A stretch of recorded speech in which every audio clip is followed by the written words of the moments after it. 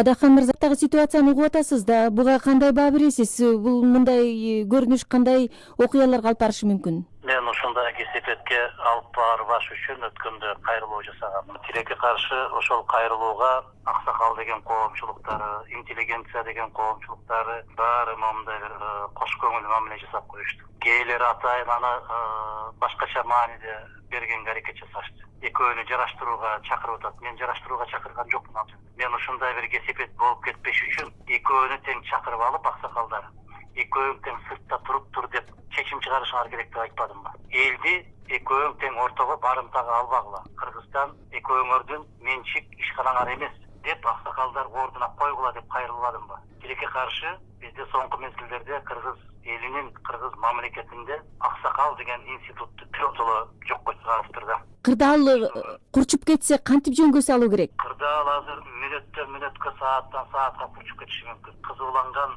эл ал жерде ар кандай бир кадамдарга барышы мүмкүн. Мага түшүнүксүз мынау атайын куралданган аскерлер эмнеге тынч турган элге курал менен барып ок чыгарып атат, ошонусу түшүнүксүз мага. Буларды кандай учурда колдонушу керек? Атайын мыйзам бар. Аскер абалы кирбегенден кийин, терроризмге каршы күрөш жүрбөй аткандан кийин, операция болбой аткандан кийин эмнеге мындай ок чыгаруулар болуп атат? Бул түшүнүксүз мага. Атайын кызматтын өкүлдөрү эмне үчүн анда ушундай кадамга барды деген ойдосуз? Мен дайыма эле сиздерге баса белгилеп келем, ушунчалык сабатсыздар келип алды депчи. Бул сабатсыздык да. Мыйзамды караш керек, мыйзамды окуш керек. Эми бул окуя карапайым адамдардын арасында дагы карама каршылыкты күчөтүп жибербейби? Сөзсүз түрдө күчөтөт. Эми мени аябай катуу кыжыктантканы өкмөттүн өкүлдөрүнөн, өкмөт жетекчилеринен кимисинин оозунан чыкса эле үчүнчү күч деген, үчүнчү күчтү кармап албайбы ошондой. Мындай шылтоо деп калышты. Ар кандай учур болгон болсо, буга кызыктар бирөөлөр бар дейт. Өз жеринде ошол атайын куралданган аскерлерди жиберүүгө ким кызыктар болду?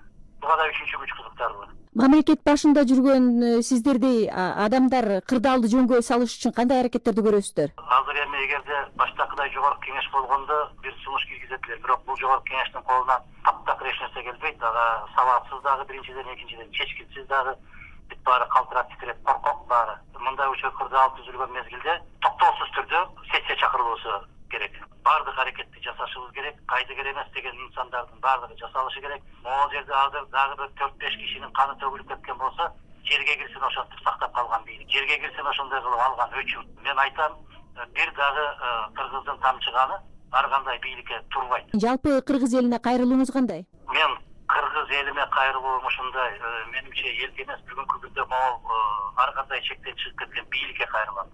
Могул нерселерди токтотуш керек. Токтотуш керек, дагы бир жолу токтотуш керек. Мындан эч ким эч качан утпайт. Бирок бийликтин абири аябай катуу төгүл. Адамдын акылына сыйбаган иш бул. Мен биринчи кезекте бийлик өкүлдөрүнө кайрылам. Токтотуу керек азыр. Токтотуп, аскердин баарын артка кайтарып, түрү менен ошол жерде бир тынчтыкты камсыз кылып, эртең менен кандайдыр бир сүйлөшүү жолдоруна барышыбыз керек. Башка жолу жок.